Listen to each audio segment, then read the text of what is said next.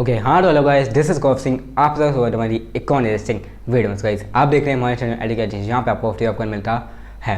तो फाइनली आज वीडियो में क्या पढ़ने वालेंगे, आप सबका स्वागत है प्रारंभ सीरीज़ में। ठीक है, तो ये एपिसोड नंबर 3 होने वाला है। ठीक है, तो लेक्चर नंबर 3 होने वाला है। यहाँ पे हम एस ब्लॉक एलिमेंट्स का वन शॉट कंप्लीट करने वाले होंगे। एस ब्लॉक एलिमेंट को पूरा एक ही वीडियो में खत्म करने वाले होंगे। ठीक है, तो इससे पहले हमने क्या पढ़ा था, इक्विलिब्रियम पढ़ा था। उससे पहले हमने क्या पढ़ा था, स्टेट्स ऑफ मैटर पढ़ा था। ठीक है, तो ड्यू टू सम इशू, ठीक है, ये वीडियो फेस कैम नहीं होने वाली, बट सारी आपको हैंड रिटन नोट्स के साथ ही पढ़ाया जाएगा। हर एक चीज़ क्लियर करी जाएगी, बस फेस कैम नहीं होने वाली, बट अच्छी तरीके से आपको समझ आएगा। ठीक है, आई होप। ठीक है, मैंने पूरी कोशिश की आपको अच्छी तरीके से समझाने की, तो प्लीज़ वीडियो को एंड तक जरूर देखिएगा। और चैनल को सब्सक्राइब नहीं किया तो भाई प्लीज़ चैनल को सब्सक्राइब कर लो, क्यों बैठे हुए हो। ठीक है, वीडियो को लाइक कर देना। ठीक है, अगर पसंद आए। और बाकी नोट्स की अगर हम बात करें तो नोट्स तुम टेलीग्राम ग्रुप पे ज्वाइन कर लो। अगर ज्वाइन नहीं किया तो प्लीज़ ज्वाइन कर लो, वहीं पे सारे नोट्स तुमको मिलेंगे। लिंक डिस्क्रिप्शन में जाके ज्वाइन कर लो। कोई भी डाउट हो इंस्टाग्राम पे फॉलो कर सकते हो, वहाँ पे पूछ सकते हो। तब ठीक है, तो तीन इंपॉर्टेंट चीज़ें हैं जो कि हमको ध्यान रखनी है। टेलीग्राम ग्रुप को ज्वाइन कर लेना है, इंस्टाग्राम पे फॉलो कर लेना, और यूट्यूब पे चैनल को सब्सक्राइब कर लेना और वीडियो को लाइक कर देना। ठीक है, तो चलो आज वीडियो को बहुत ज़्यादा इंटरेस्टिंग होने वाली, तो चलिए आज वीडियो को शुरू करते हैं। हाँ तो गाइस चलिए हम स्टार्ट करें। ठीक है, एस ब्लॉक एलिमेंट। तो देखो यहाँ पे दो ग्रुप होते हैं तुम्हारे, एक हो गया फर्स्ट ग्रुप और एक हो गया सेकंड ग्रुप। ठीक है, फर्स्ट ग्रुप को हम एल्कली मेटल्स कहते हैं, दूसरे ग्रुप को हम एल्कलाइन अर्थ मेटल्स कहते हैं। ठीक है, तो देखो फर्स्ट ग्रुप में कौन कौन से एलिमेंट्स होते हैं पहले हम उनको जानेंगे। ठीक है, और फिर हम उसके आगे बढ़ेंगे। ठीक है, तो फर्स्ट ग्रुप में अगर तुम देख पा रहे होगे, यहाँ पे देखो तुम्हारा है lithium, sodium, potassium, rubidium, caesium and francium. अब फ्रांसियम को हम कंसीडर इसलिए नहीं करेंगे क्योंकि ये रेडियो एक्टिव होती है। ठीक है, तो ये कोई प्रॉपर्टी शो नहीं कर रहा, तो हम इन 5 के बारे में पढ़ेंगे। ठीक है, 1 2 3 4 5। ओके, सबसे पहले हमें पता होना चाहिए भैया एल्कली मेटल्स होते क्या हैं। ठीक है, तो alkali metals these elements enters in S orbital. ठीक है, एल्कली मेटल्स में क्या होता है, last element enters in S orbital. ठीक है, जब इनका तुम अभी इलेक्ट्रॉनिक कॉन्फ़िगरेशन देखोगे तो आखिरी वाला जो ऑर्बिटल रहेगा वो तुम्हारा एस ऑर्बिटल रहेगा। ठीक है, तो देखो दूसरा they are electropositive in nature. ठीक है, they are electropositive. And third, they can make ionic bond by losing one electron because they can easily lose one electron because they had one electron in their outermost cell. ठीक है, they can make ionic bond by losing one electron. ठीक है, वो ionic bond बना सकते हैं तुम्हारा एक इलेक्ट्रॉन लूज करके। अब क्यों लूज कर सकते हैं, because they can easily lose it because they had their one electron in their outermost cell. ठीक है, अब एस ब्लॉक एलिमेंट है तो उनके outermost cell में हमेशा एक ही इलेक्ट्रॉन रहता है, तो 7 इलेक्ट्रॉन्स के साथ शेयरिंग करने से अच्छा एक इलेक्ट्रॉन को लूज कर दें एज़ कम्पेयर टू 7 इलेक्ट्रॉन्स को शेयर कर दें। ठीक है, तो वो ज़्यादा इजी रहता है उनके लिए, इसलिए वो एक इलेक्ट्रॉन को लूज कर देते हैं। तो हम इसका अबेंडेंस अगर देखें, ठीक है, तो जो आपका लिथियम है वो थर्ड मोस्ट अबेंडेंट एलिमेंट होता है अर्थ क्रस्ट में। तो लिथियम को अगर हम लिथियम जो है वो हमारा देता है लिथियम एल्यूमिनियम स्पोडोमीन। ठीक है, दूसरा जो आपका है वो है लिथियम।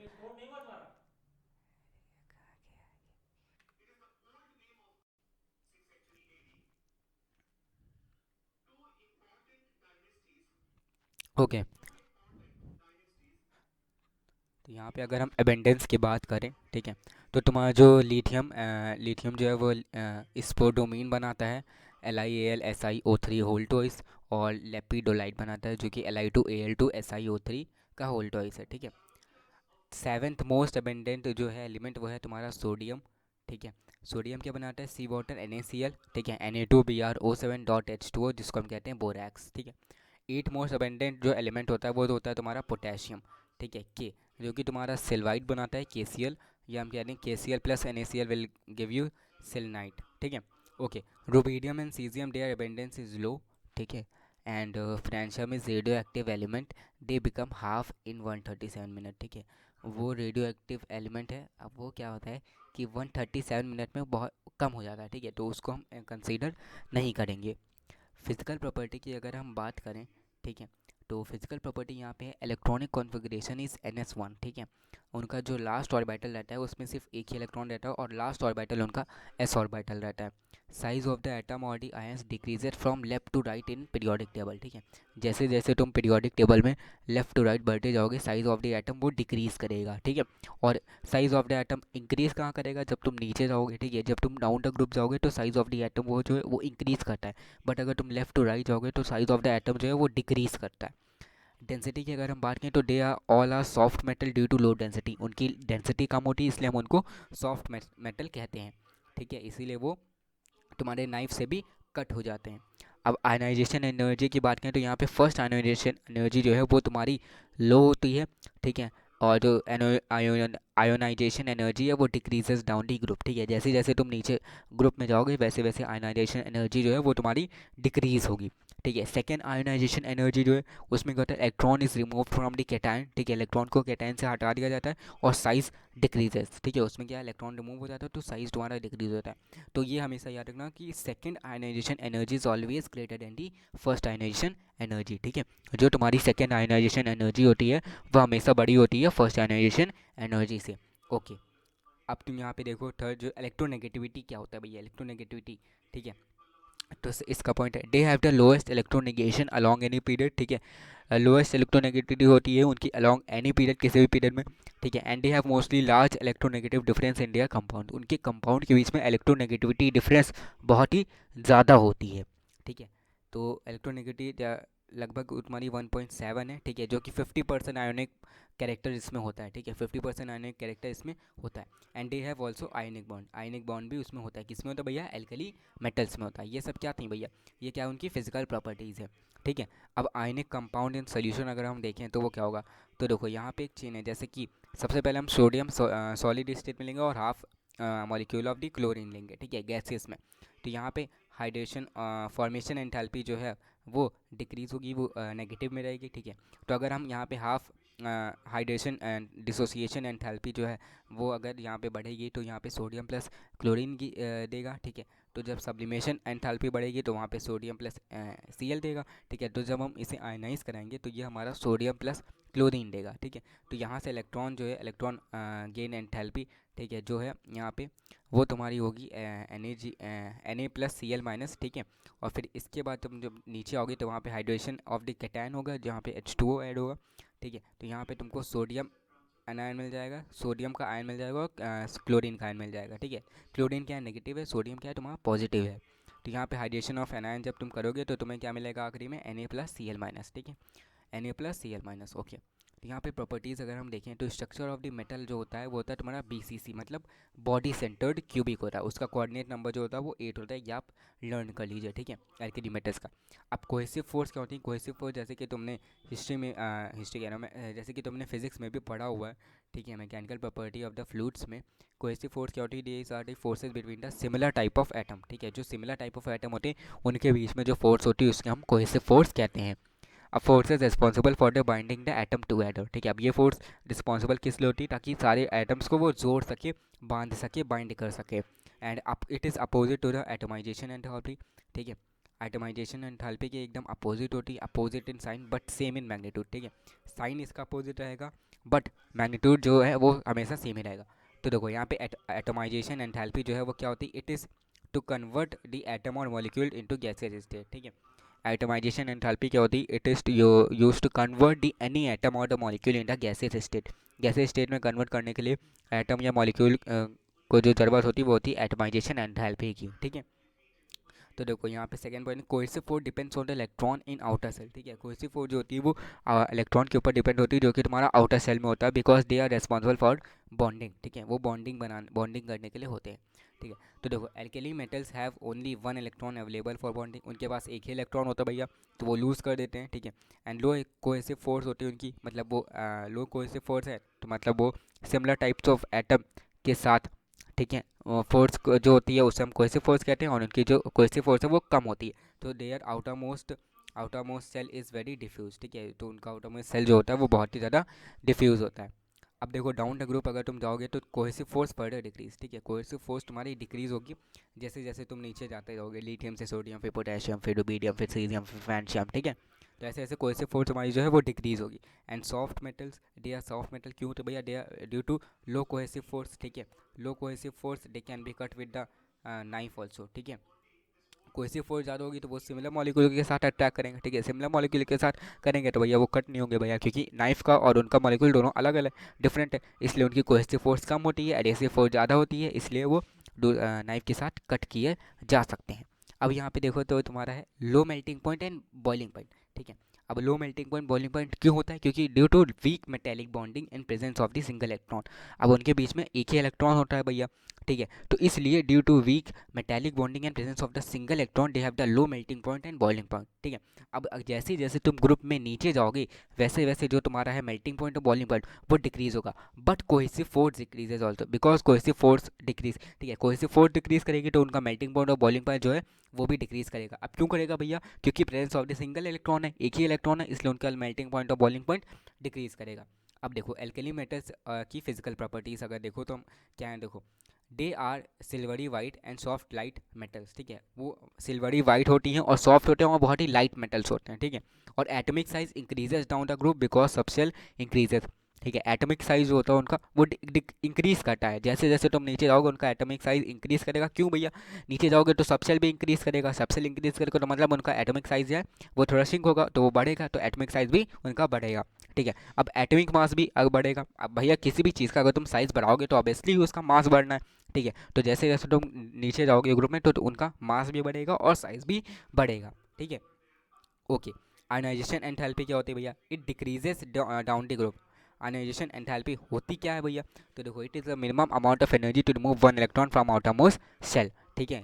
सबसे मिनिमम अमाउंट ऑफ एनर्जी कितनी हमें चाहिए होगी कि हम एक इलेक्ट्रॉन को निकाल सकें आउटरमोस्ट शेल से? तो सबसे ज़्यादा लिथियम में होती है, ठीक है। लिथियम में सबसे ज़्यादा होती है क्योंकि न्यूक्लियस और वैलेंस इलेक्ट्रॉन के बीच का डिस्टेंस जो है बहुत ही ज़्यादा कम होता है, ठीक है। तो इसलिए इसमें आयनाइजेशन एंथैल्पी बहुत कम होती है, इसलिए इसमें बहुत ही डिफिकल्ट होता है कि तुम इलेक्ट्रॉन इसका निकाल सको, क्योंकि न्यूक्लियस और वैलेंस इलेक्ट्रॉन के बीच में डिस्टेंस कम है तो ज़्यादा अट्रैक्शन होगा तो न्यूक्लियस उसको ज़्यादा बांध के रखेगा, ठीक है। इसलिए वहाँ पे इलेक्ट्रॉन निकालने में ज़्यादा तुमको दिक्कत होगी, ठीक है। और अगर तुम सबसे बात करो सबसे कम तो वो सीजियम और फ्रेंशियम है, जिसमें तुम्हारा डिस्टेंस न्यूक्लियस और वैलेंस इलेक्ट्रॉन के बीच में बहुत ही ज़्यादा होता है, ठीक है। इसलिए वहाँ पे सबसे कम होगी, किसमें? सीजियम और फ्रेंशियम में, ठीक है। तो आयनाइजेशन एंथैल्पी तुम्हारी लिथियम की सबसे ज़्यादा होती है, ठीक है। It decreases down the group, sodium की उससे कम, पोटेशियम की उससे कम, रुबिडियम की उससे कम, सीजियम की उससे कम और सबसे कम तुम्हारी फ्रेंशियम की, ठीक है। फ्रेंशियम को वैसे कंसीडर नहीं करते बट हाँ। अब डेंसिटी क्या होती है भैया? It decreases down the group, जैसे जैसे तुम नीचे जाओगे डेंसिटी डिक्रीज होगी, बट पोटेशियम की जो डेंसिटी है वो सोडियम से कम क्यों होती है, ठीक है। पोटेशियम की डेंसिटी सोडियम से कम क्यों होती है? तो देखो because sodium doesn't have D subshell, sodium के पास डी सबसेल नहीं है, इसलिए उसकी डेंसिटी पोटेशियम से पोटेशियम की डेंसिटी जो है वो कम होती है सोडियम से, ठीक है। Okay, now when we move from Na to K, मतलब सोडियम टू पोटेशियम, जब भी हम सोडियम से पोटेशियम की तरफ जाते हैं तो effect of the increase in the volume is considered more than the effect of the increase in the atomic size, ठीक है।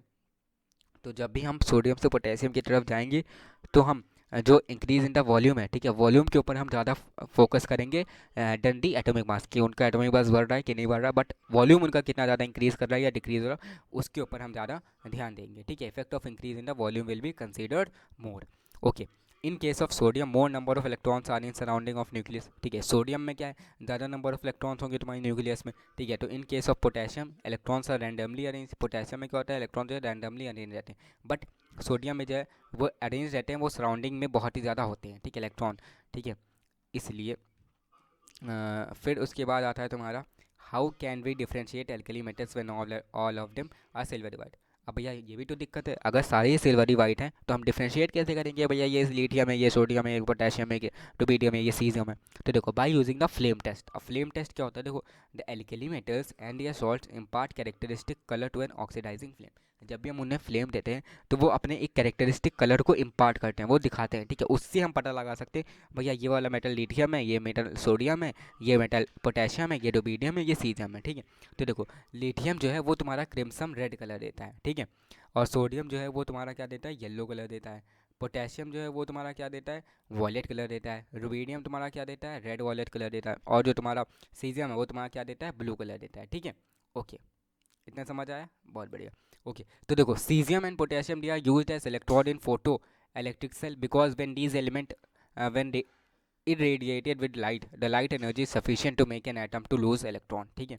तो ये तुम्हें समझ आया सीजियम में पोटेशियम इलेक्ट्रोड के साथ क्यों यूज किए जाते हैं इन फोटो इलेक्ट्रिक सेल? बिकॉज जब भी ये एलिमेंट्स तुम्हारे इरेडिएट होते हैं लाइट के साथ तो लाइट एनर्जी इतनी सफिशिएंट रहती है इनमें कि एक एटम को वो लूज कर सकें। अब यहाँ पे पूछा जाता है भैया why sodium is less reactive than potassium, ठीक है। सोडियम जो है वो तुम्हारा पोटेशियम से लेस रिएक्टिव क्यों है? कि because potassium has d subshell, hence valence electron are free to react. ठीक है, यहाँ पे क्या होता है कि पोटेशियम के पास डी सबसेल है, इसलिए वैलेंस यहाँ पे फ्री होते हैं क्योंकि उसमें रैंडमली अरेंज होते हैं।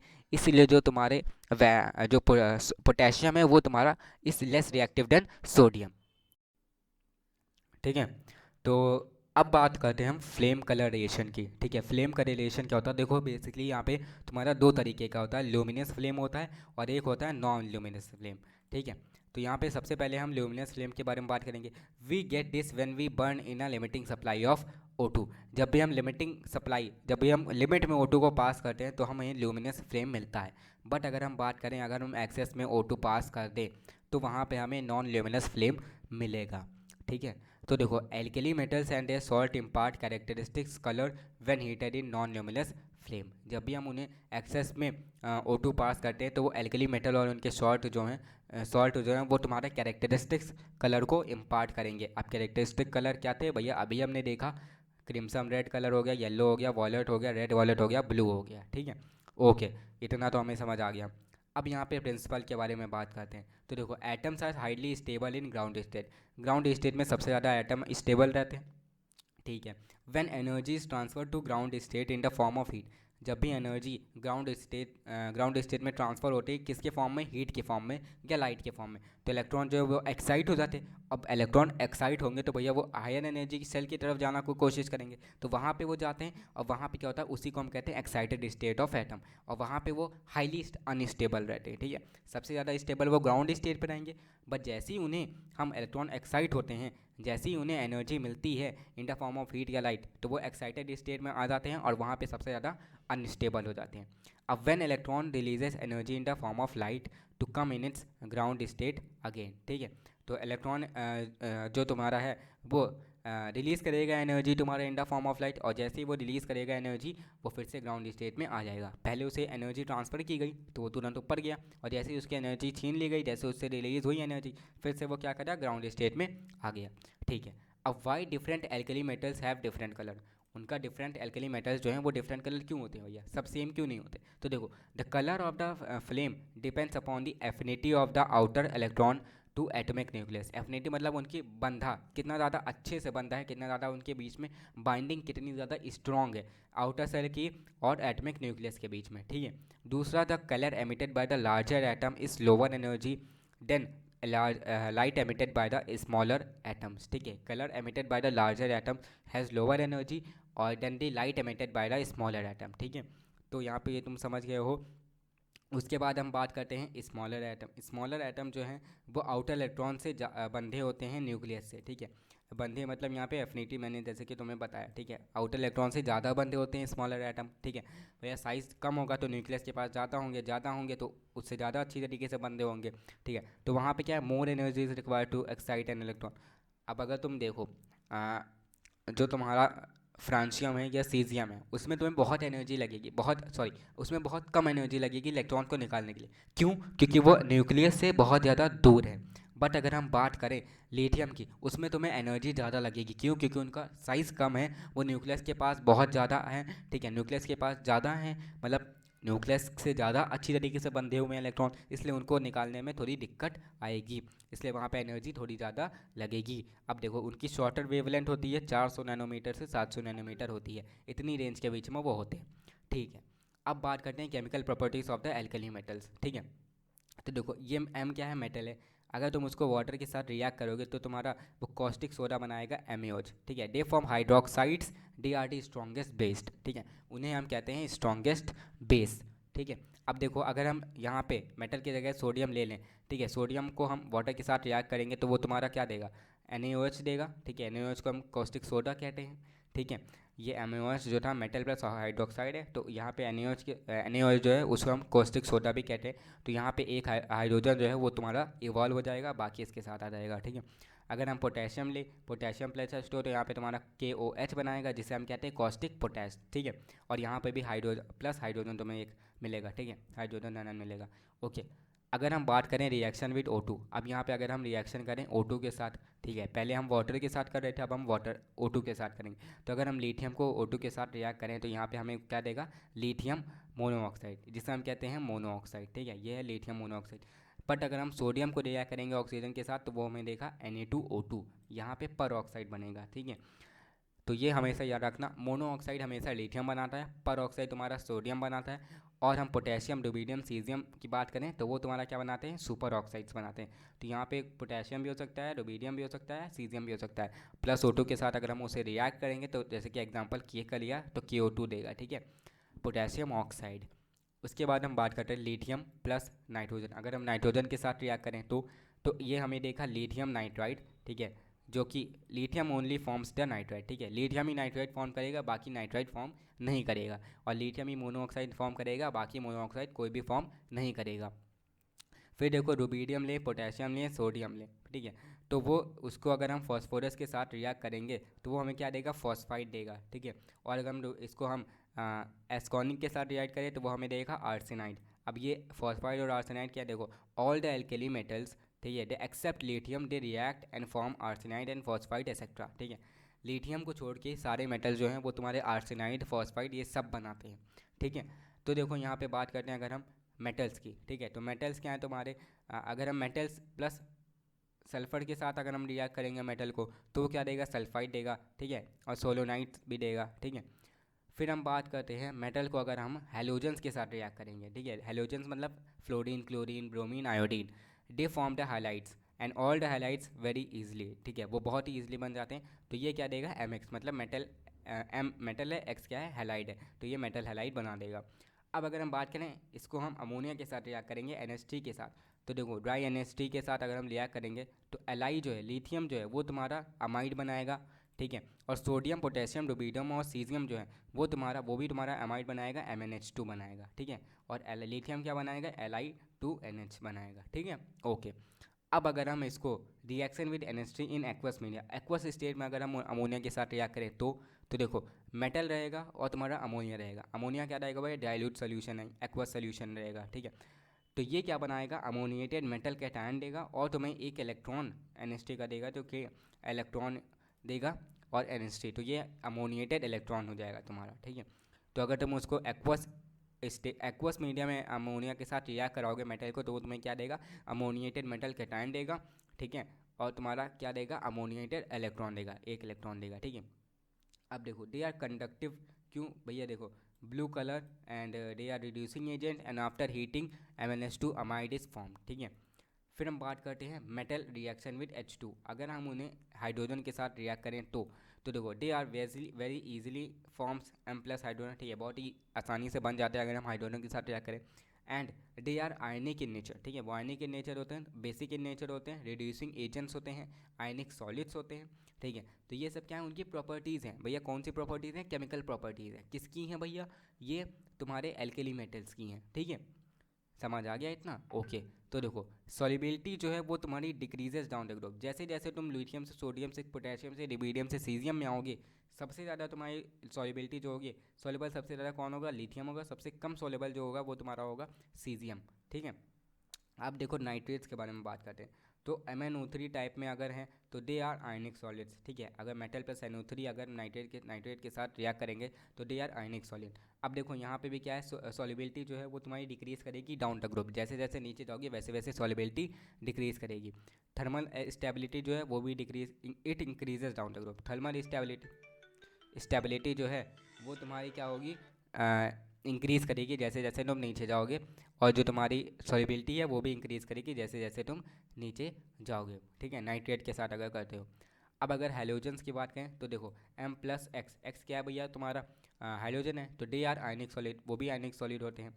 अब देखो सॉल्युबिलिटी इसमें क्या है, हैलोजेंस में भी सॉल्युबिलिटी जो है वो तुम्हारी डाउन द ग्रुप इंक्रीज़ करेगी। सॉल्युबिलिटी सबसे ज़्यादा सॉल्युबल कौन होगा, सीजियम होगा, सबसे कम सॉल्युबल जो होगा वो होगा लिथियम, ठीक है। और थर्मल सॉल्युबिलिटी भी जो है वो भी तुम्हारी इंक्रीज़ करेगी डाउन द ग्रुप, सबसे ज़्यादा सॉल्युबल कौन होगा भैया, थर्मल सॉल्युबिलिटी सबसे ज़्यादा किसकी होगी, सीजियम की, सबसे कम होगी लिथियम की, ओके। इतना तो हमें भैया समझ आ गया, ठीक है। तो LiX क्या है, ये कोवलेंट बॉन्ड बनाएगा, ठीक है। और फिर तुम देखो एक्सेप्ट लिथियम अगर हम बात करें तो वो आयनिक के नेचर होते हैं, ठीक है। मेटल अगर हम बात करें एक्सेप्ट लिथियम, लिथियम को हटा के सोडियम पोटेशियम, ठीक है, अगर हम उनकी बात करें रुबिडियम सीजियम की, तो वो क्या आयनिक इन नेचर होता है। तो देखो हेलोजन में अगर हम देखें तो फ्लोरीन सबसे ज़्यादा रिएक्टिव है, उससे कम है तुम्हारा क्लोरीन, उससे कम है ब्रोमीन, उससे कम है आयोडीन। ठीक है, ठीक है, तो इतना तो तुम्हें समझ आ ही गया है।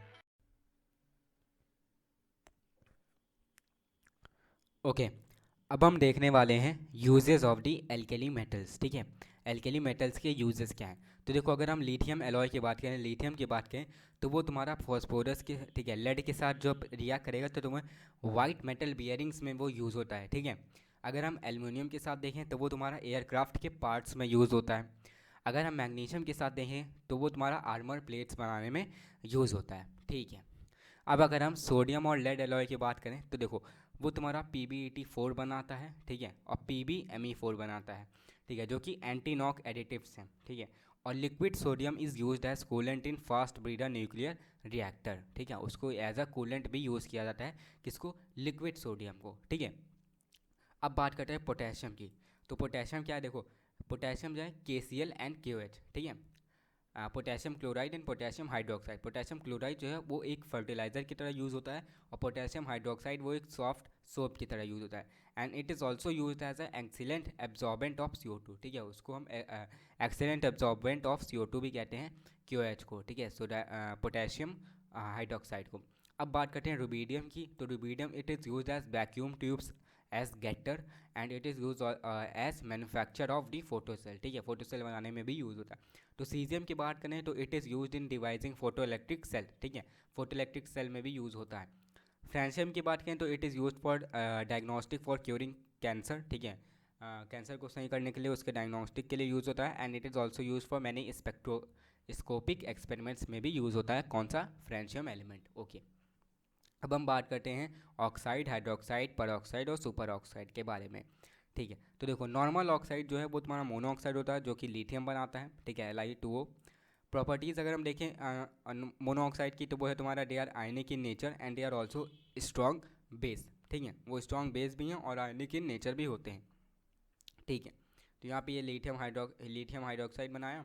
अब हाइड्रोक्साइड के साथ अगर हम बात करें तो alkali metals they form the strongest base. ठीक है, स्ट्रॉन्गेस्ट बेस कौन बनाता है, एल्केली मेटल्स बनाते हैं। ठीक है, तो देखो अगर हम सोडियम हाइड्रोक्साइड को HCl के साथ रिएक्ट करेंगे तो क्या देगा, सोडियम क्लोराइड प्लस वाटर देगा। अब अगर हम सोडियम हाइड्रोक्साइड को कार्बन डाइऑक्साइड के साथ रिएक्ट करें तो क्या देगा, sodium carbonate plus H2O plus water देगा। अब अगर हम उसको NH4Cl के साथ रिएक्ट करें तो क्या देगा, sodium chloride plus ammonia plus water देगा। ठीक है, ओके।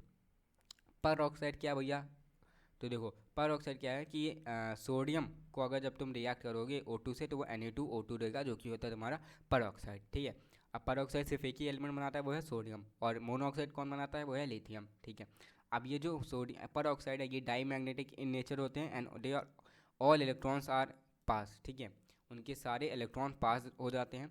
ठीक है, और they are diamagnetic in nature. ठीक है, अब हम बात करते हैं 18 इलेक्ट्रॉन स्पीसीज़ की अगर हम बात करें। ठीक है, तो यहाँ पे देखो वन सिग्मा का square, 1 sigma square and 2 sigma square and 2 sigma S square. ठीक है, तो यहाँ पे देखो ये हो गया तुम्हारा इलेक्ट्रॉन स्पीसीज़ हो गई। ठीक है, तो यहाँ पे देखो सुपर ऑक्साइड की अगर हम बारे में बात करें तो सुपर ऑक्साइड क्या है, पोटेशियम होगा, तुम्हारा रुबिडियम होगा और सीजियम हो गया। ठीक है, तो देखो यहाँ पे होता है K+O2। K+O2 क्या भैया, पोटेशियम ऑक्साइड। ठीक है, तो देखो यहाँ पे ये 17 इलेक्ट्रॉन स्पीसीज़ होती हैं, और तुम्हारा जो पर ऑक्साइड है वो 18 इलेक्ट्रॉन स्पीसीज़ होती हैं। और तुम्हारा सुपर ऑक्साइड क्या है, they are paramagnetic in nature due to the presence of unpaired electron. ठीक है, डाईमैग्नेटिक मतलब क्या, उनमें सारे पेयर्ड इलेक्ट्रॉन्स होते हैं। ठीक है, और पैरामैग्नेटिक का मतलब होता है उनमें अनपेयर्ड इलेक्ट्रॉन्स होते हैं। ठीक है, तो देखो कंपाउंड्स ऑफ Na, अब हम देखते हैं सोडियम बनाता क्या क्या है। तो Na2CO3, ठीक है, NaSCO3, NaOH और NaCl। ठीक है, Na2CO3 sodium carbonate, sodium bicarbonate, sodium hydroxide and sodium chloride. ठीक है, तो सोडियम कार्बोनेट जिसको हम वॉशिंग सोडा भी कहते हैं, उसका फॉर्मूला होता है सोडियम कार्बोनेट डॉट 10H2O। ठीक है, 10 मॉलिक्यूल्स ऑफ H2O। अब इसको प्रिपरेशन करने के लिए हमारे पास सॉल्वे प्रोसेस है, सॉल्वे मेथड है। ठीक है, तो देखो सोडियम SCO3, ठीक है, सोडियम बाइकार्बोनेट जो है वो बहुत ही लेस सॉल्युबल होता है, बहुत ही कम सॉल्युबल होता है। ठीक है, तो अमोनियम बाइकार्बोनेट को अगर हम जब NaCl के साथ रिएक्ट करेंगे तो वो क्या देगा हमें, sodium bicarbonate plus ammonium chloride देगा, ठीक है। फिर क्या करते हैं हम, अमोनियम क्लोराइड में एक्सेस ऑफ CO2, फिर से CO2 पास करते हैं तो वो क्या देता है, अमोनियम कार्बोनेट देता है, ठीक है। फिर से हम CO2 उसमें जब पास करते हैं तुम्हारा, ठीक है, अमोनियम कार्बोनेट में, तो प्लस H2O प्लस CO2, तो वो क्या देगा, अमोनियम बाइकार्बोनेट देगा, ठीक है। फिर हम अगर ठीक है, तो ये इस तरह हो जाता है, अमोनियम बाइकार्बोनेट हमारा बनता है, ठीक है। दूसरा क्या है तुम्हारा, फिर जब ये सोडियम कार्बोनेट है, ठीक है, सोडियम बाइकार्बोनेट है, इसको जब हम हीट करते हैं तो हमें सोडियम कार्बोनेट मिलता है, ठीक है, सोडियम कार्बोनेट प्लस H2O मिलता है। तो सोडियम कार्बोनेट हमें कैसे मिला, पहले हमने क्या किया, सोडियम बाइकार्बोनेट और NaCl का रिएक्शन किया, जिससे हमें सोडियम बाइकार्बोनेट मिला प्लस NH4Cl जो कि है अमोनियम क्लोराइड मिला। फिर हम उसमें एक्सेस ऑफ CO2 पास करते हैं, फिर हम अमोनियम कार्बोनेट पाते हैं, फिर एक्सेस ऑफ CO2 पास करते हैं तो हम अमोनियम कार्बोनेट पाते हैं, ठीक है। फिर हमें क्या होता है कि NaSCO3 में हम क्या करते हैं, उसको हीट करते हैं और फिर हमें सोडियम बाइकार्बोनेट से सोडियम कार्बोनेट प्लस वाटर का मॉलिक्यूल मिलता है, ठीक है। तो यहाँ से हमें सोडियम कार्बोनेट मिल गया। अब देखो क्वेश्चन बहुत ज़्यादा मेन है यहाँ पे कि why you can prepare K2CO3 by potassium carbonate by Solvay process, ठीक है। सोडियम कार्बोनेट तो चलो बन गया, पोटेशियम कार्बोनेट क्यों नहीं बनता, बिकॉज KSCO3 पोटेशियम बाइकार्बोनेट जो है it is soluble and it does not precipitate on reaction of KCl and ammonium bicarbonate, ठीक है। वो सॉल्युबल होता है, वो उसी में फिल्टर आउट हो जाता है, ठीक है, और उसके ऊपर बचता ही नहीं है, ठीक है। तो इसीलिए वो प्रेसिपिटेट आउट नहीं होता, प्रेसिपिटेट आउट नहीं होगा तो भैया हमें मिलेगा ही नहीं K2CO3, ठीक है। तो वो जब ऑप्टेन नहीं होगा तो कैसे हम उसको प्रिपेयर कर सकते हैं, ठीक है। तो देखो यहाँ पे CO3 प्लस H2O को हम बात करें तो वो हमें SCO3 हाइड्रोजन कार्बोनेट देता है, जो कि है बाइकार्बोनेट देता है, जो कि है तुम्हारा बेसिक सोल्यूशन, ठीक है। तो देखो sodium carbonate plus 10 sodium carbonate H2O 10H2O को अगर हम तुमको हीट करेंगे, अगर उसको हीट करेंगे 315 केल्विन से, वॉशिंग सोडा को अगर 315 केल्विन से हीट करेंगे तो हमें क्या देगा, Na2CO3 dot H2O plus 9 molecules of the H2O, ठीक है। फिर क्या होगा, Na2 इसी को फिर से अगर हम हीट करेंगे ग्रेटर देन, अगर हम उसको ग्रेटर देन 375 तक करते हैं, अगर उसको केल्विन पे हीट करेंगे तो हमें क्या देगा, वो Na2CO3 सोडियम कार्बोनेट देगा, जो कि है एनहाइड्रस, हमें सोडियम कार्बोनेट मिलता है, एनहाइड्रस है ये, और plus 10 molecules of the H2O हमें मिल जाते हैं, ठीक है।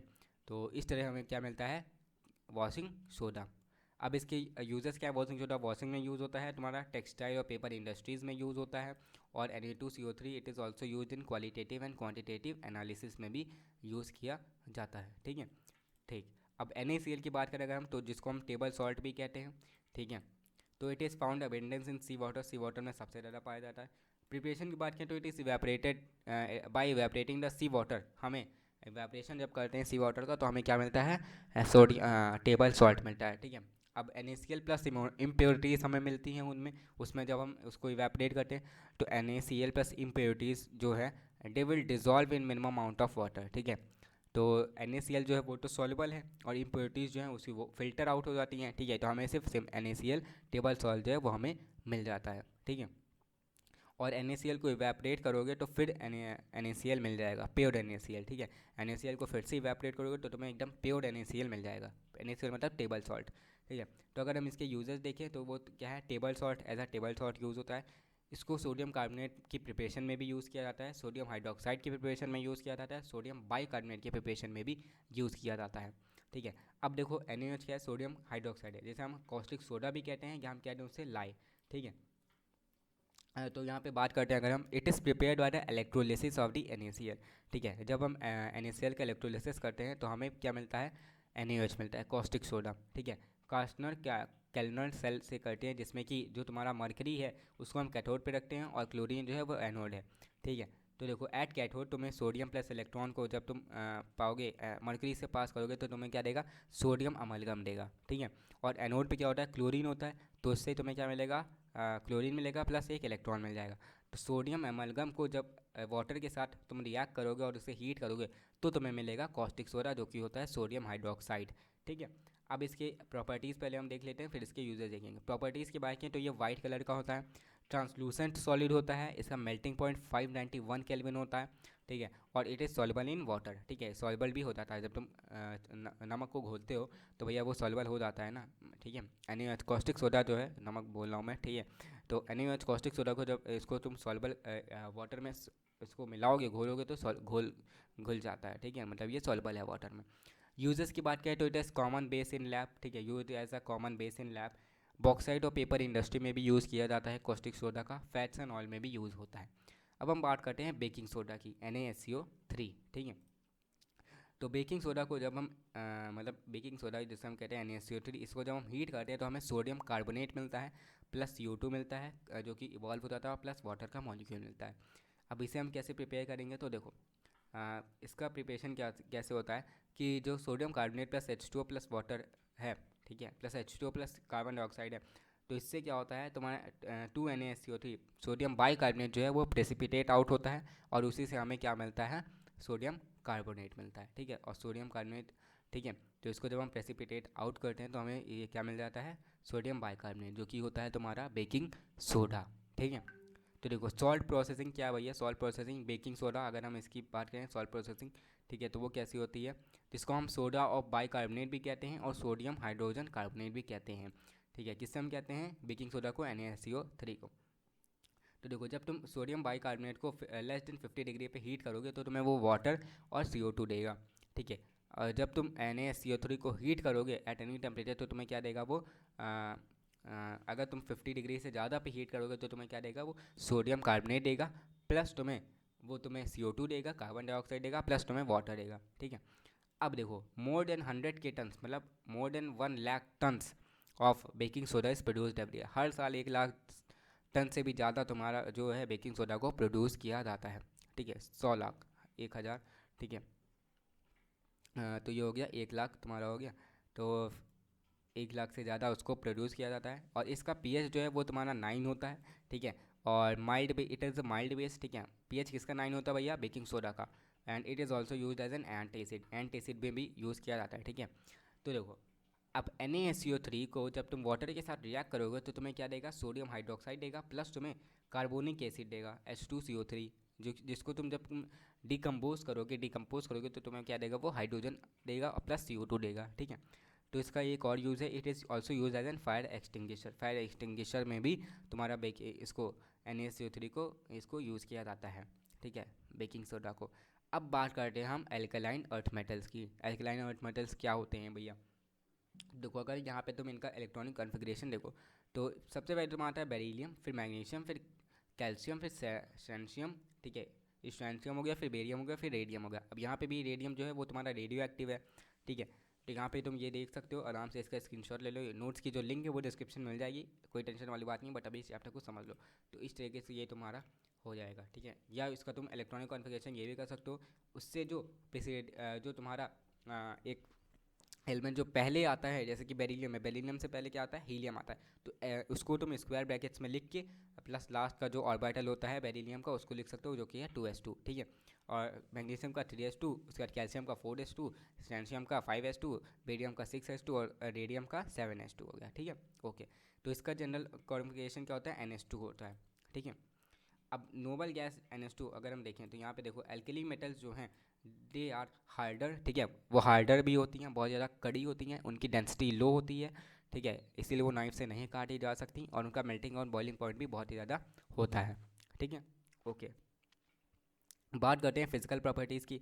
तो एटमिक और आयनिक रेडियस जो है, एटमिक एंड आयनिक रेडियस की बात करें तो atomic radii is larger than the P block element but smaller than the alkali metals, ठीक है। तो उनका एटमिक रेडियाई जो है वो पी ब्लॉक एलिमेंट से तो बड़ा होता है, but they are smaller than the alkali metals, मतलब वो एल्कली मेटल्स से छोटे होते हैं, पी ब्लॉक एलिमेंट से बड़े होते हैं, ठीक है। तो हम अगर कोई पूछे एल्कलाइन मेटल और एल्कली मेटल में बड़ा कौन है, तो एल्कली मेटल है, ठीक है। और उसका न्यूक्लियर चार्ज भी इंक्रीज़ होता है, ठीक है, nuclear charge also increases. Ionic radii की बात करें तो they are smaller in than the alkali metals, ठीक है, उनका आयनिक रेडियाई भी बहुत ही आयनिक रेडियाई भी छोटा होता है as compare to alkali metals. Ionization energy की बात करें तो first ionization energy is larger than the alkali metals due to increase in the size, ठीक है। तो उनकी फर्स्ट आयनाइजेशन एनर्जी जो होती है वो एल्कली मेटल से बड़ी होती है। क्यों होती है भैया, क्योंकि उनका इंक्रीज इन बड़ा उनका साइज़ होता है, साइज़ जो है वो बड़ा होता है, लार्जर होता है, इसलिए उनकी आयनाइजेशन एनर्जी भी ज़्यादा होती है, ठीक है। सेकेंड आयनाइजेशन एनर्जी की बात करें तो एलाइट प्लस के देखो उसका इलेक्ट्रॉनिक कॉन्फ़िगरेशन क्या है, 1s2 है, ठीक है। नियोन का क्या है, 1s2, 2s2 और 2p6 है, तो एल्कली मेटल्स हैं ये सब, ठीक है। बेरिलियम में अगर तुम देखो तो उसका जो है तुम्हारा 1s2, 2s2 हो गया। मैग्नीशियम की अगर हम बात करें हो गया 1:2:2 2p6 और 3s2 हो गया, ठीक है।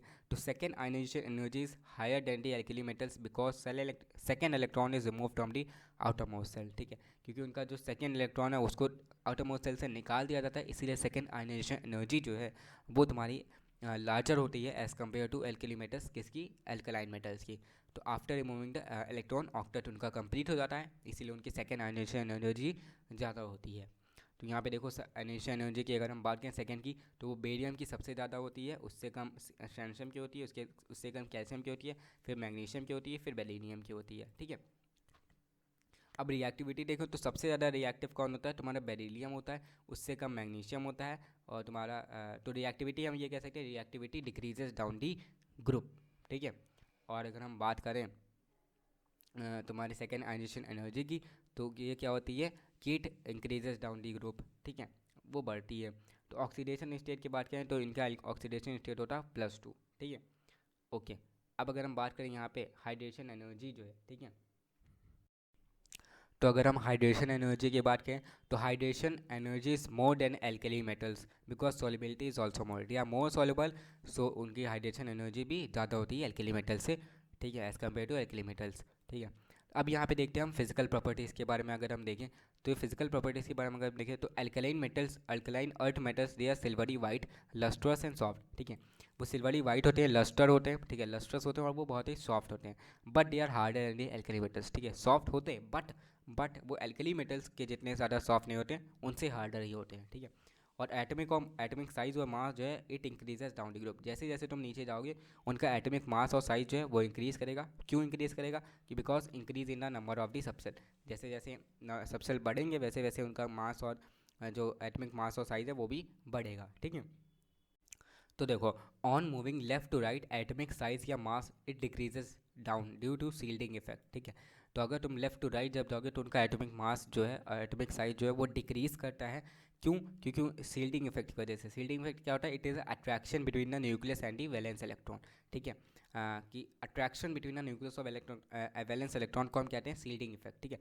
तो देखो but atomic and ionic radii of alkaline earth metal is smaller than the alkali metals, ठीक है, बट उनका एटमिक साइज और आयनिक रेडियाई जो होता है वो एल्कली मेटल से छोटा होता है, कम होता है, ठीक है।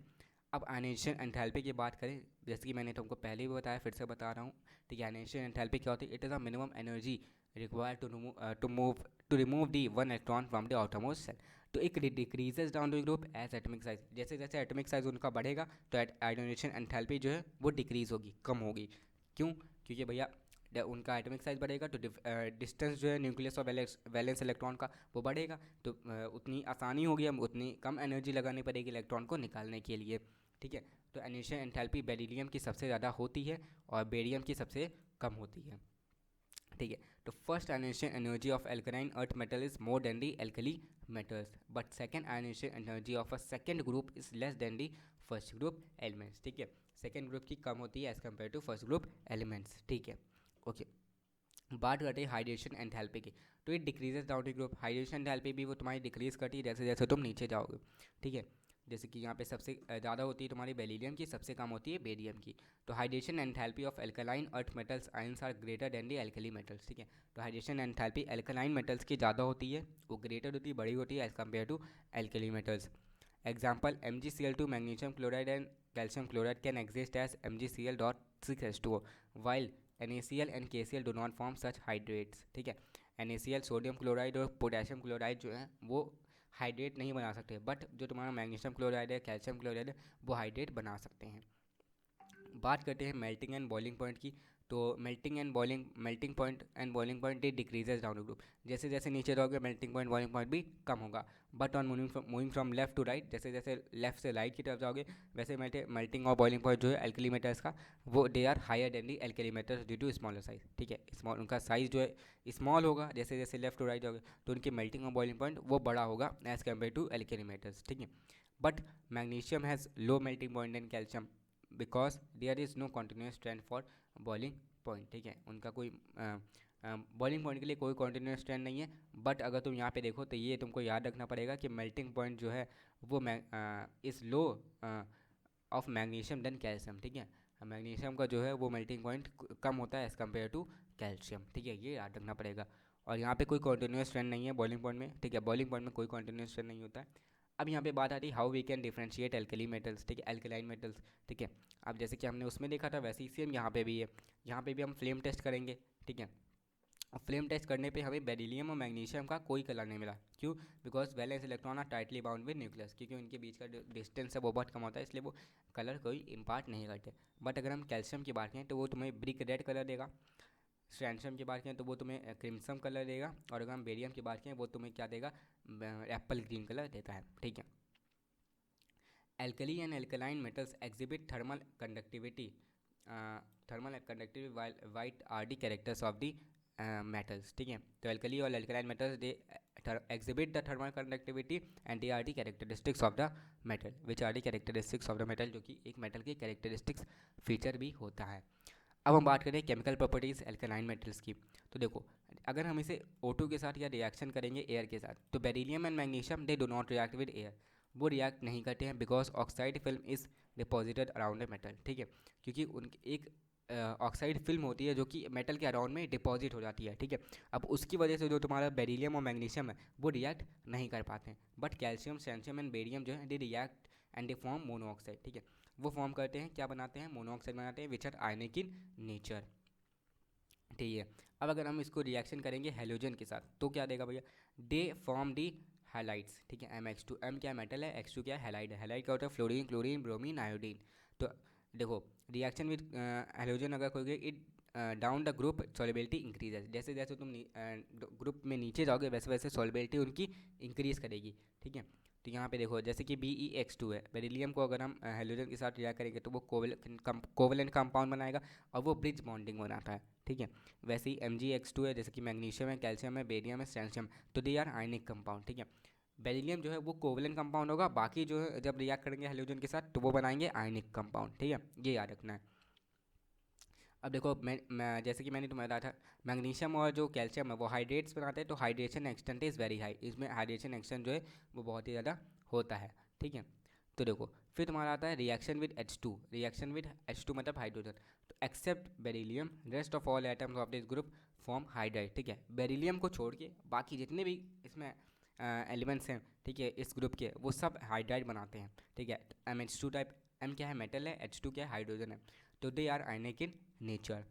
अगर हम एसिड के साथ रिएक्ट करें जैसे कि HCl हाइड्रोक्लोरिक एसिड, ठीक है, तो क्या रहेगा? MCl मतलब मेटल प्लस मेटल क्लोराइड, ठीक है, प्लस तुम्हें H2 जो है वो इवॉल्व हो जाएगा। अब MCl2 क्या है? वो सॉल्ट बनाएगा तुम्हें, ठीक है। जैसे कि यहाँ पे मेटल की जगह हम क्या ले लेंगे? तुम्हारा बेरिलियम हो गया, बेरियम हो गया, ठीक है, तो ये बना देगा। अब reaction with diluted solution of NH3, यहाँ पे अगर हम डाइल्यूट सोल्यूशन ऑफ NH3 के साथ रिएक्ट करेंगे तो क्या देगा? यहाँ पे भी सेम अमोनिएटेड मेटल के कैटायन देगा प्लस तुम्हें अमोनिएटेड इलेक्ट्रॉन्स देगा, ठीक है। अब they are reducing in nature and they give deep blue colour, ठीक है। और जब हम उसे रिएक्ट करते हैं NH3 के साथ, डाइल्यूट सोल्यूशन ऑफ NH3 के साथ एल्कलाइन मेटल को, तो वो हमें क्या देते हैं? डीप ब्लू कलर देते हैं। अब बात करते हैं uses of alkaline earth metal. Alkali के देख लिए, अब इसके हम देखते हैं, ठीक है। तो अगर हम बेरिलियम की बात करें तो वो तुम्हारा जब कॉपर और बेरिलियम एलॉय जो है वो तुम्हारा हाई स्ट्रेंथ स्प्रिंग में काम आता है, ठीक है। और अगर हम मेटेलिक बेरिलियम की बात करें तो वो तुम्हारा विंडोज ऑफ एक्सरे ट्यूब में काम आता है, ठीक है। जो एक्सरे ट्यूब की विंडो होती है उसको हम किससे बनाते हैं? मेटेलिक बेरिलियम से बनाते हैं। मैग्नीशियम की बात करें तो अगर हम उसको मैग्नीशियम कार्बोनेट के साथ करें, ठीक है, मैग्नीशियम कार्बोनेट जो है it is the ingredient of the toothpaste, वो टूथपेस्ट में काम आता है। मैग्नीशियम हाइड्रोक्साइड अगर की हम बात करें प्लस H2O के साथ रिएक्ट करेंगे तो वो तुम्हारा बनाता है मिल्क ऑफ मैग्नीशिया, जिसे हम एंटासिड इन मेडिसिन भी यूज़ करते हैं। अब मैग्नीशियम पाउडर को अगर हम यूज़ करें तो वो हमारा फ्लैश पाउडर बनाने में यूज़ होता है, बल्ब बनाने में यूज़ होता है, इंसेंडरी बॉम्ब बनाने में यूज़ होता है और सिग्नल बनाने में यूज़ होता है। अब मैग्नीशियम एलॉय की बात करें तो वो तुम्हें मैग्नीशियम एलॉय जैसे कि मैग्नीशियम एल्युमिनियम हो गया, MgZn हो गया, ठीक है, MgHn हो गया, MgSn हो गया, ठीक है, ये सब बनाने में यूज़ होता है। बेरियम की बात करें तो बेरियम क्या है? Barium SO4 plus BaSO4 plus H2 अगर हम रिएक्ट करेंगे तो वो क्या देगा? लिथोफोन और रबर बनाने में यूज़ होता है बेरियम, ठीक है। बेरियम को अगर BaClO3 का होल टॉइस है या NO3 के नाइट्राइट के साथ अगर हम रिएक्ट करेंगे तो वो क्या देगा? They produce green colour in firework, ठीक है। जब भी तुम फायरवर्क मतलब दिवाली में जब भी छोटे छोटे जाते हो ग्रीन कलर निकलता है तो बेरियम की वजह से होता है, ठीक है। और BaCO3 जो है तुम्हारा it is use as red poison, ठीक है, चूहे को मारने में काम आता है बेरियम कार्बोनेट, ठीक है। स्ट्रैंशियम की बात करें अगर हम, तो ये है तुम्हारा, it is use for glass of TV, ठीक है, टीवी का जो ग्लास होता है उसमें स्ट्रैंशियम का यूज़ होता है। And it is also use in producing ferrite ceramic magnet and in refining the zinc, ठीक है, उसमें भी काम आता है। अब बात करते हैं यहाँ पे भी हम ऑक्साइड और हाइड्रोक्साइड की। तो ऑक्साइड जो है वो फॉर्मेशन एंथैल्पी जो है इट इज़ वेरी लार्ज, यहाँ पे फॉर्मेशन एंथैल्पी बहुत ही ज़्यादा होती है। It is very stable to heat and they form mono oxide and they are basic in nature, ठीक है, वो मोनो ऑक्साइड भी बनाते हैं और they are basic in nature, ठीक है। अब मेटल ऑक्साइड को अगर हम हाइड्रो वाटर के साथ रिएक्ट करेंगे तो क्या देगा, मेटल हाइड्रोक्साइड देगा, जो कि बेसिक इन नेचर होता है but less basic than the hydroxide of alkali metals, ठीक है। ये भी तुम्हारे बेसिक इन नेचर में होते हैं बट एल्कली मेटल जितने बेसिक इन नेचर नहीं होते हैं, उनसे कम ही होते हैं। सॉल्ट ऑफ ऑक्सो एसिड के साथ अगर हम देखें, सॉल्ट ऑफ ऑक्सो एसिड अगर हम देखें, जैसे कि सल्फेट है, ठीक है, तो MSO4 मेटल सल्फेट जो है मेटल सल्फेट टाइप में अगर तुम करोगे, जैसे कि बेरिलियम यहाँ पे एग्जांपल लिया, मैग्नीशियम लिया, तो ये क्या है, ये सब हाइड्रेटेड फॉर्म में आएंगे तुम्हारे, ठीक है, तो इनकी थर्मल स्टेबिलिटी जो है वो भी तुम्हारी डिक्रीज़ करेगी, ठीक है। कैल्शियम से बेरियम में जब जाओगे तो थर्मल स्टेबिलिटी जो है वो डिक्रीज़ करती है। और सॉल्युबिलिटी टर्न अगर हम देखें तो सॉल्युबिलिटी भी उनकी डिक्रीज़ करती है जैसे जैसे तुम कैल्शियम से बेरियम की तरफ जाओगे, ठीक है। अब हम बात करते हैं कार्बोनेट की, ठीक है। कार्बोनेट के साथ अगर तुम करोगे, कार्बोनेट टाइप में करोगे, तो उसमें क्या होगा, बेरिलियम से बेरियम की तरफ जाओगे तो तुम्हें सॉल्युबिलिटी डिक्रीज़ होगी और थर्मल सॉल्युबिलिटी भी तुम्हारी जो है वो भी डिक्रीज़ होगी, ठीक है। It is less than beryllium की जो है it is less than the barium, ठीक है। फिर हम बात करते हैं नाइट्रेट के साथ अगर तुम करते हो नाइट्रेट टाइप में, तो उसमें क्या है, बेरियम और मैग्नीशियम जो है they are hydrated solution state में रहते हैं, ठीक है। और कैल्शियम से बेरियम की तरफ जाओगे तो उनकी सॉल्युबिलिटी जो है वो डिक्रीज़ करेगी। और अगर तुम कैल्शियम से बेरियम की तरफ जाओगे तो उनकी थर्मल सॉल्युबिलिटी जो है, थर्मल का स्टेबिलिटी जो है वो भी तुम्हारी डिक्रीज़ करती है, ठीक है। यहाँ पे तुम एग्जांपल देख लो, 2MnNO3 का होल, तो जब तुम हीट करोगे तो वो तुम्हें 4 मॉलिक्यूल्स ऑफ NO2 देगा, ठीक है, +2 मेटल ऑक्साइड देगा और तुम्हारा O2 जो है वो इवॉल्व हो जाएगा, जो कि मोनो ऑक्साइड है।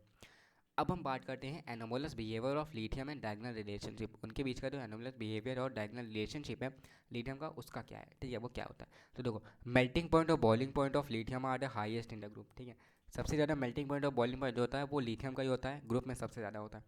Lithium salts are covalent in nature, ठीक है, वो कोवलेंट इन नेचर होते हैं, ओके। तो लिथियम सॉल्ट जो होते हैं they are covalent in nature, ठीक है, लिथियम के जो सॉल्ट है वो कोवलेंट इन नेचर होते हैं। And lithium react with O2 to form monoxide, ठीक है, जैसे कि हमें पता है लिथियम जो है जब वो O2 के साथ रिएक्ट करता है तो वो मोनोऑक्साइड बनाता है। And lithium can form peroxide but it is very difficult to form, ठीक है। परऑक्साइड बना सकता है, परऑक्साइड तो सोडियम बनाता है, बट लिथियम भी बना सकता है, बट उसके लिए बहुत ही ज़्यादा वो डिफिकल्ट रहता है, ठीक है। इसीलिए और फिर देखो, lithium reacts with N2 to form halides, ठीक है, वो नाइट्रोजन के साथ जब वो रिएक्ट करेगा तो वो हैलाइड बनाएगा, ठीक है। And lithium hydroxide is least basic in group, ठीक है, अगर हम लीस्ट बेसिक की बात करें तो वो होता है लिथियम हाइड्रोक्साइड, ठीक है। और lithium has a very high hydration tendency because they are least conductive, ठीक है, वो बहुत ही कम कंडक्टिव होते हैं, लीस्ट कंडक्टिव होते हैं, इसलिए उनकी हाइड्रेशन टेंडेंसी जो होती है वो बहुत ही ज़्यादा होती है। And lithium forms complexes, other member do not form complexes, ठीक है। लिथियम एक ऐसा एकमात्र एलिमेंट है जो कि तुम्हारा कॉम्प्लेक्स बनाएगा, बट अदर एलिमेंट्स जो हैं वो तुम्हारे कॉम्प्लेक्स नहीं बनाते हैं। फिर हम बात करते हैं रीज़न की, तो देखो रीज़न क्या है भैया इन सब चीज़ों का, तो देखो लोवेस्ट इन साइज, उसका साइज सबसे कम होता है, लोवेस्ट इलेक्ट्रोपॉजिटिविटी मतलब मोस्ट इलेक्ट्रोनेगेटिव होते हैं वो, ठीक है। और unavailability of the D orbital, उनमें डी ऑर्बिटल की कमी रहती है। और उनकी हाई आयनाइजेशन एनर्जी होती है, उसमें आयनाइजेशन एंथैल्पी जो है वो भी बहुत ही ज़्यादा होती है, ठीक है। अब डायगोनल रिलेशनशिप की बात करें अगर हम, तो diagonal elements show similar properties, ठीक है, जो भी डायगोनल एलिमेंट्स होते हैं वो सिमिलर प्रॉपर्टीज़ शो करते हैं, ठीक है। जैसे कि लिथियम और मैग्नीशियम की अगर हम बात करें तो वो सिमिलर प्रॉपर्टी शो करेगा। और बोरॉन और सिलिकॉन की बात करें तो वो भी सिमिलर प्रॉपर्टी शो करेगा। जैसे कि लिथियम है, ठीक है, वो 0.76 आर्मस्ट्रॉन्ग हो गया, और मैग्नीशियम जो है 0.72 आर्मस्ट्रॉन्ग हो गया, ये उसकी इलेक्ट्रोनेगेटिविटी है, ठीक है। तो देखो लिथियम जो है तुम्हारा मैग्नीशियम के साथ होगा, बोरॉन जो है सिलिकॉन के साथ होगा, ठीक है। तो इनमें अगर तुम देखो लिथियम 1.0 से मैग्नीशियम 0.10 होगा, बेरियम जो है तुम्हारा वो तुम्हारा हो गया, सिलिकॉन तुम्हारा 1.8 हो गया, ठीक है, और ये 2.0 है, तो लगभग ये आसपास ही है, ठीक है। तो ये क्या है, सिमिलर प्रॉपर्टीज शो करते हैं, ठीक है, सेम नहीं बट सिमिलर, सेम और सिमिलर में डिफरेंस होता है, ठीक है।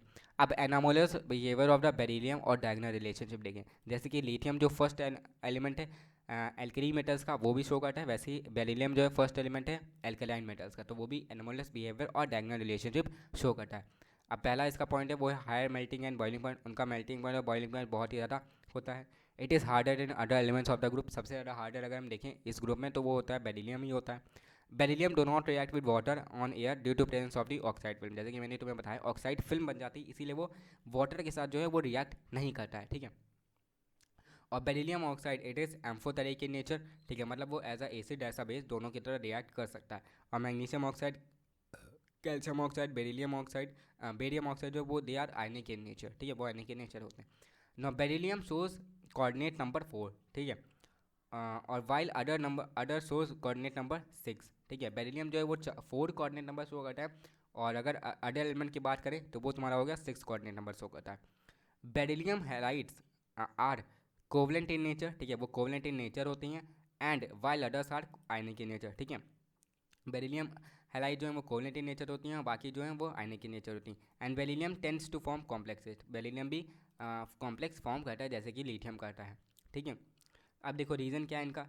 बेरिलियम का भी सबसे लो साइज होता है, सबसे कम साइज होता है, हाई इलेक्ट्रोनेगेटिविटी होती है, ठीक है। एनेबिलिटी ऑफ द डी ऑर्बिटल, इसमें भी डी ऑर्बिटल की कमी रहती है, और हाई आयनाइजेशन एंथैल्पी रहती है, ठीक है।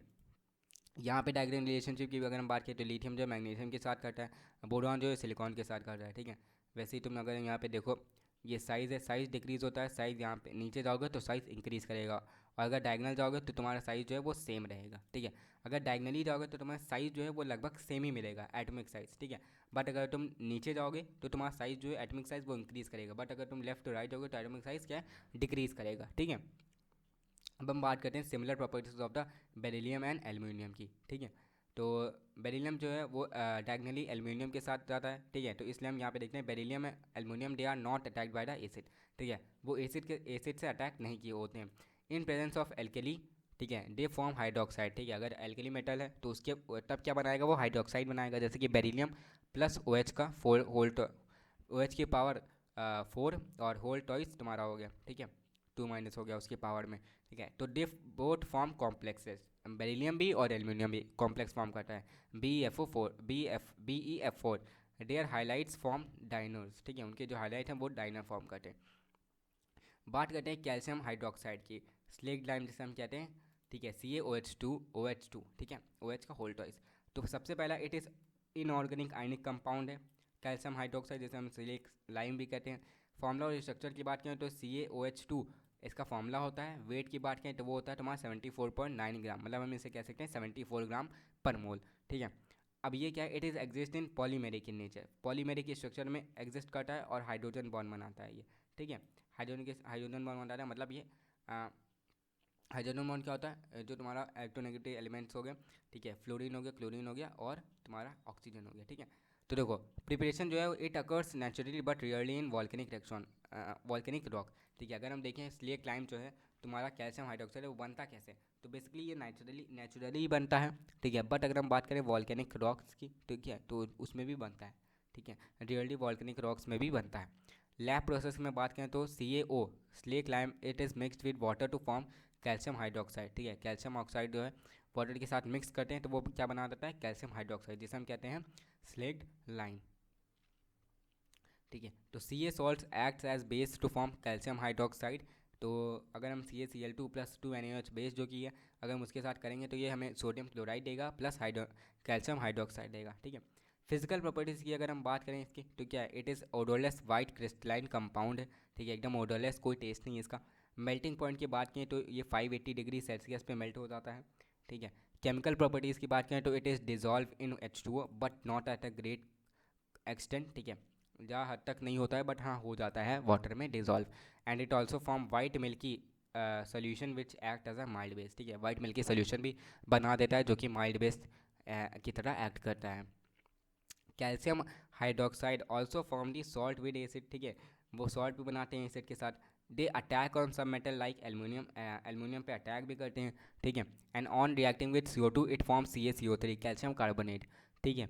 जैसे कि यहाँ पे देखो CaOH2+CO2 जो है वो कैल्शियम कार्बोनेट बनाएगा प्लस तुम्हारा वाटर का एक मॉलिक्यूल देगा, ठीक है, वाटर मॉलिक्यूल। अब इसके यूजेस अगर हम देखें कैल्शियम हाइड्रोक्साइड के तो it is due to weak basic character it is use as a pH modifier. ठीक है, पीएच में चेंज करने के लिए हम कैल्शियम हाइड्रोक्साइड का यूज़ कर सकते हैं। क्राफ्ट पेपर इंडस्ट्री में यूज़ होता है, फूड प्रोसेसिंग इंडस्ट्री में यूज़ होता है। It is also substitute of a baking soda. ठीक है, it is also substitute of a baking soda. ठीक है, बात करते हैं CaCO3 के, जो कि ये तुम्हारा कैल्शियम कार्बोनेट। ठीक है, तो देखो CaCO3 occurs in several form like limestone, chalk and marble etcetera. ठीक है, चौक हो गया, मार्बल हो गया, और तुम्हारा लाइमस्टोन हो गया, उसके फॉर्म में वो अकर होता है, उसके फॉर्म में वो एग्जिस्ट करता है कैल्शियम कार्बोनेट। प्रिपरेशन की बात करें तो कैल्शियम हाइड्रोक्साइड में अगर हम CO2 पास करेंगे तो वो हमें क्या देगा, कैल्शियम कार्बोनेट प्लस वाटर देगा। ठीक है, या तुम ये कर सकते हो कैल्शियम क्लोराइड में प्लस अगर हम सोडियम कार्बोनेट ऐड करें तो वो क्या देगा, हमें कैल्शियम कार्बोनेट देगा प्लस NaCl देगा। ठीक है, ओके। अब हम बात करते हैं फिजिकल प्रॉपर्टीज़ के बारे में। तो इसकी नो स्मेल, ठीक है, कोई भी स्मेल नहीं होती है इसकी, और it is fine white powder होता है, एकदम बहुत ही फाइन होता है, वाइट पाउडर होता है। ठीक है, केमिकल प्रॉपर्टीज़ की बात करें तो it is insoluble in water as it doesn't form bond with H2O। ठीक है, वाटर के साथ बॉन्ड नहीं बनाता, इसलिए ये इनसॉल्युबल इन वाटर है। And when heated at high temperature, ठीक है, अगर हम इसे हाई टेम्परेचर पे हीट कर देंगे कैल्शियम कार्बोनेट को, तो ये हमें कैल्शियम ऑक्साइड देगा प्लस वाटर देगा प्लस CO2 देगा। ठीक है, कैल्शियम कार्बन डाइऑक्साइड। ठीक है, तो calcium carbonate also releases CO2 when react with acid. ठीक है, जब भी हम इसे एसिड के साथ रिएक्ट करेंगे तो ये हमें क्या देगा, CO2 देगा, कार्बन डाइऑक्साइड देगा।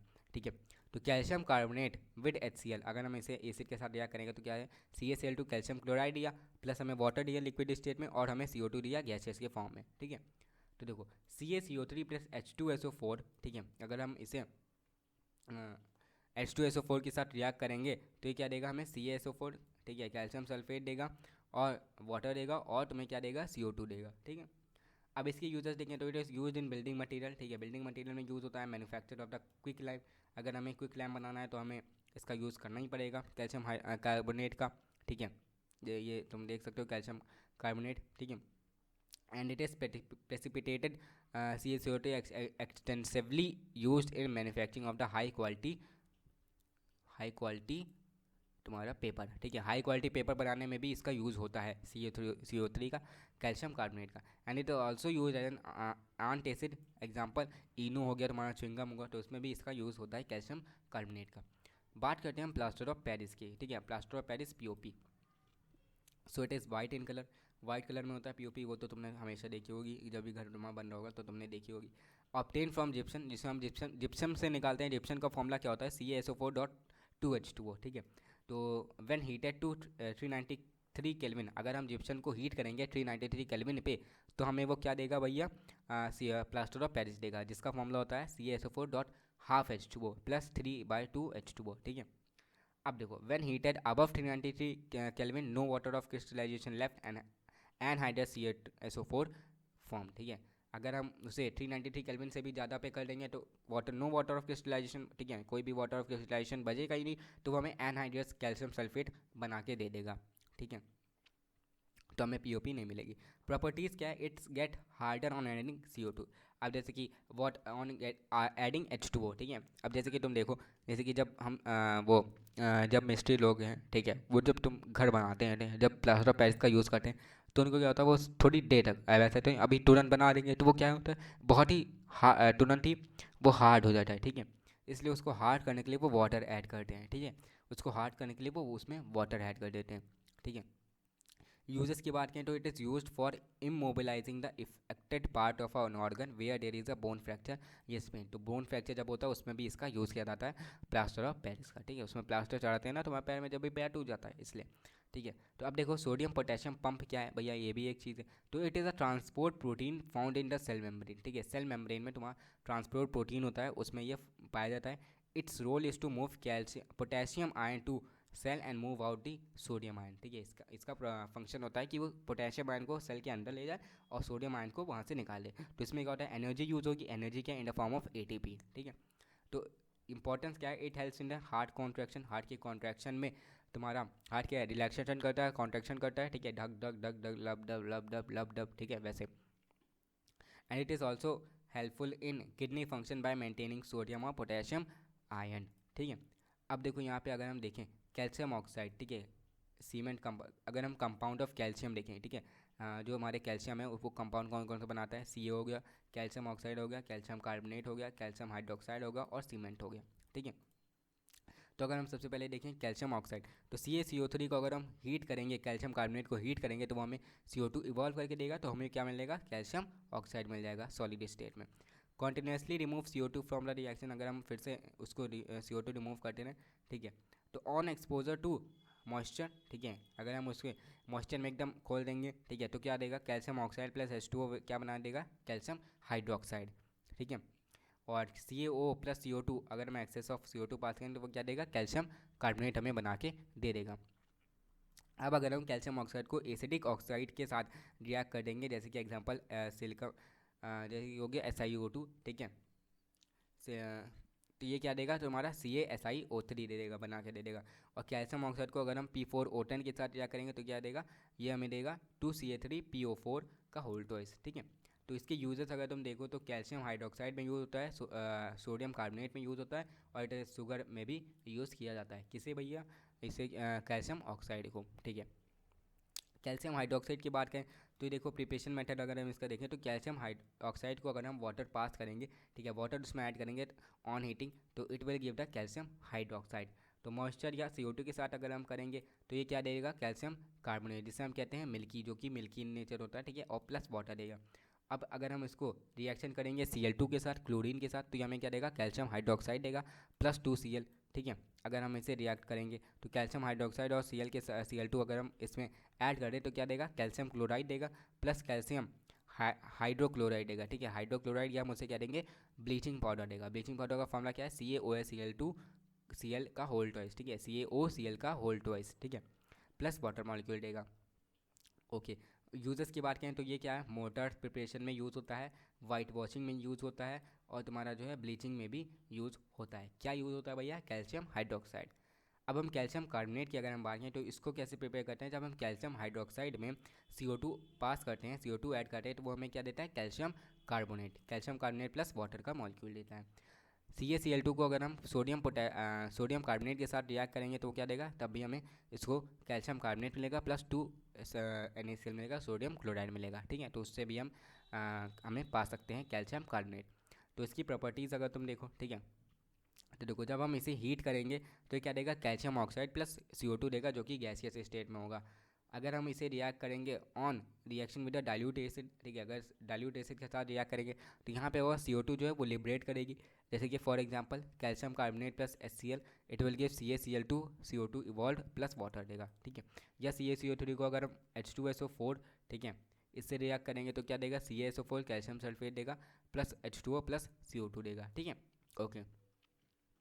यूजेस की बात करें तो ये क्या है, हाई क्वालिटी पेपर ही बनाने में यूज़ होता है। It is use as an antacid, it is use in making limestone. ठीक है, इसको बनाने में भी यूज़ होता है। क्या भैया होता है, वो होता है तुम्हारा कैल्शियम हाइड्रोक्साइड।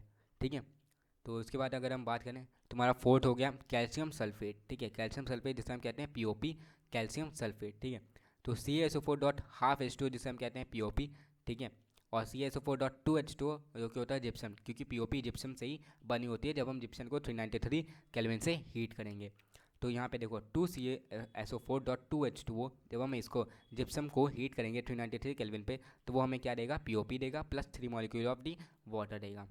फिफ्थ आता है तुम्हारा सीमेंट, जिसे हम कहते हैं पोर्टलैंड सीमेंट। ठीक है, तो कैल्शियम ऑक्साइड में अगर हम सिलिका ऑक्साइड ऐड करेंगे अप टू 60%, तो वो क्या देगा, सीमेंट बना के देगा। ठीक है, अब देखो सीमेंट, देखो जब हम उसमें ऐड क्या करेंगे, Al2CO3 जो होता है तुम्हारा, वो तुम्हारा 20 to 25% होता है सीमेंट में, और SiO2 जो तुम्हारा वो 60% होता है। Fa2O3 जो होता है वो 2 से 3% होता है, और MgO होता है, मैग्नीशियम ऑक्साइड जो होता है वो 1 से 2% होता है। तो ये सारे कंपाउंड मिलके जब ऐड किए जाते हैं कैल्शियम ऑक्साइड में तो वो हमें सीमेंट बना के देता है। ठीक है, अब अगर हमें for a good quality cement, अगर हमें अच्छी सीमेंट चाहिए तो हम क्या करेंगे, तो रेशियो उसका होता है, देखो SiO2 और CaO का रेशियो क्या करेंगे, 2.5 से 2.5 to 4 रखेंगे, 1:1। ठीक है, SiO2 सिलिका ऑक्साइड का क्या होगा भैया, तुम्हारा 2.5 से 4 तक की उसका रेशियो हो सकता है, और CaO को हम 1 रेशियो में रखेंगे। तो ये रेशियो अगर रहेगा तो हमें एक अच्छी क्वालिटी का सीमेंट मिल जाएगा। अब ऑक्साइड्स ऑफ आयरन हो गया, एल्यूमिनियम हो गया, मैग्नीशियम हो गया, कैल्शियम ऑक्साइड अगर हम देखें तो उसका रेशियो क्या होगा, तुम्हारा 2:1 रहेगा, ठीक है। अब main compound in cement are, ठीक है, मेन कंपाउंड कौन कौन से होते हैं, वो होता है डाई कैल्शियम सिलिकेट, ठीक है, सिलिकेट, और ट्राई कैल्शियम सिलिकेट हो गया तुम्हारा, और तुम्हारा हो गया ट्राई कैल्शियम एल्यूमिनेट हो गया, ठीक है। ये मेन कंपाउंड है किसमें, सीमेंट बनाने में, ठीक है, सीमेंट बनाने में यूज़ होते हैं। To get time before cement goes hard upon mixing with H2O gypsum is added, ठीक है। To get time before cement goes hard, ठीक है। सीमेंट को हार्ड करने, देखो H2O जैसे हम हार्ड करते हैं, ठीक है, H2O जैसे कि हम जैसे कि मैंने अभी तुमको इससे पहले बताया, ठीक है, जब भी हम सीमेंट में जब भी हम पीओपी में वाटर ऐड करते हैं तो तुरंत हार्ड हो जाती है, ठीक है। अब उस हार्ड होने के लिए, अब जैसे मिस्त्री ने बना के रखा, ठीक है, अब उसको लगाना होगा तो तुरंत वो हार्ड हो जाएगा, तो लगाएगा कैसे, इसलिए उसमें हम क्या करते हैं, जिप्सम को ऐड करते हैं, जिससे कि हमें टाइम मिल जाए, वो हार्ड ना हो, थोड़ी देर बाद हो, ठीक है। तो अगर तुम देखो उसमें जिप्सम जब वो ऐड कर देते हैं तो प्लास्टर ऑफ पेरिस वो धीरे धीरे हार्ड होता है, ठीक है, तुरंत हार्ड नहीं होता बट धीरे धीरे हार्ड होता है, इससे हमें टाइम मिल जाता है, ठीक है। अब यहाँ पे अगर हम देखें biological importance of magnesium and calcium, तो देखो magnesium is concentrated inside the cell, magnesium जो है वो सेल के अंदर कंसनट्रेटेड रहता है। कैल्शियम जो है it is concentrated in the body fluid, body का जो फ्लूइड है उसमें कंसनट्रेटेड रहता है, सेम एज पोटेशियम और सोडियम होता है, ठीक है, पोटेशियम एंड सोडियम। अब मैग्नीशियम आयन जो है it form complex with ATP, वो एटीपी के साथ कॉम्प्लेक्स फॉर्म करता है। अब मैग्नीशियम आयन जो है इसमें एंजाइम यूज़ होता है, ठीक है, एटीपी फॉर्म करने के लिए, कॉम्प्लेक्स फॉर्म करने के लिए विद द एटीपी, तो उसमें एंजाइम यूज होगा, जिसका हम एंजाइम कौन सा होगा, फॉस्फोहाइड्रोलेस या हम फॉस्फो ट्रांसफरेज का यूज़ करेंगे, जिससे कि मैग्नीशियम जो है वो कॉम्प्लेक्स बनाएगा किसके साथ, एटीपी के साथ। अब magnesium ion also form complexes इन क्लोरोफिल, ठीक है, क्लोरोफिल में भी वो बनाता है। अब कैल्शियम का जो यूज़ है बायोलॉजिकल इंपॉर्टेंस है वो है तुम्हारा बोन्स में या टीथ में, ठीक है। अब भैया कोई भी कहता है देखो हड्डियाँ मजबूत होने के लिए हमारे पास कैल्शियम ज़्यादा होनी चाहिए, ठीक है, तो कैल्शियम जितना ज़्यादा होगा उतनी ज़्यादा हमारी हड्डियाँ और टीथ जो हैं वो हमारे मजबूत होंगे। तो इसी के साथ जो है वो है हमारा पूरा chapter S block element finally हम कंप्लीट करते हैं यहाँ पे, ठीक है। तो आई होप यू और लाइक द सेशन, अगर समझ आया हो, अगर पसंद आया हो तो प्लीज़ वीडियो को लाइक कर देना, शेयर कर देना अपने फ्रेंड्स में, ठीक है। और बाकी इंस्टाग्राम पे फॉलो करना मत भूलना, स्क्रीन पे दिख रहा है, अगर तुम सपोर्ट करना चाहते हो सपोर्ट कर सकते हो। और बाकी टेलीग्राम ग्रुप को ज्वाइन करना मत भूलना, ठीक है, टेलीग्राम ग्रुप पे तुमको सारे नोट्स मिलेंगे और इंस्टाग्राम पे सारे अपडेट्स मिलेंगे, तो प्लीज़ फॉलो करना मत भूलना और टेलीग्राम ग्रुप ज्वाइन करना मत भूलना। मोस्ट इंपॉर्टेंट, चैनल को सब्सक्राइब और वीडियो को लाइक करना